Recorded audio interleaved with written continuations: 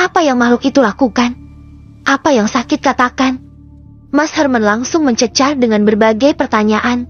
Namun aku memilih tak menjawab pertanyaan itu karena kesal padanya. Mas dari mana saja? Tanyaku tanpa menatap Mas Herman maupun ibu. Mas dari ladang sih, nada bicaranya bahkan gugup. Mungkin karena itu bohong. Pak De Ali membuang muka seakan tak setuju dengan ucapan Mas Herman.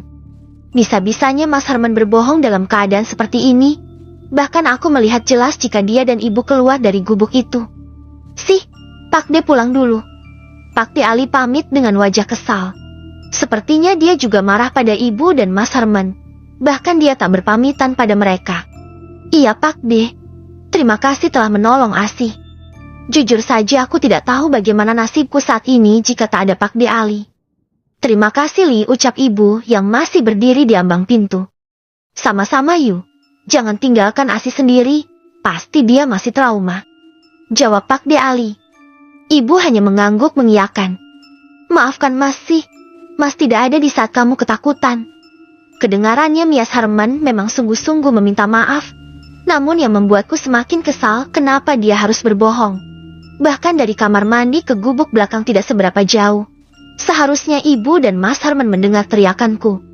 Sudahlah Mas, Asih tidak mau membahas hal itu lagi. Aku memilih menghentikan obrolan lalu masuk ke dalam kamar. Perutku bahkan terasa kram saat ini. Mungkin akibat syok setelah berhadapan dengan hal-hal mengerikan tadi.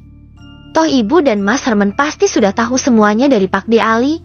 Dan aku juga tak akan menemukan informasi apapun mengenai makhluk berkepala babi. Begitu juga tentang semua kecurigaanku pada ibu dan Mas Herman. Sudah pasti mereka akan menutupinya dariku. Lebih baik ku temui Pak De Ali besok. Aku yakin dia mengetahui sesuatu. Secara dia adalah adik kandung ibu. Tak apa jika harus melewati rumah kosong itu lagi. Ibu bilang hantu Suwani tak akan bisa mengganggu di siang hari.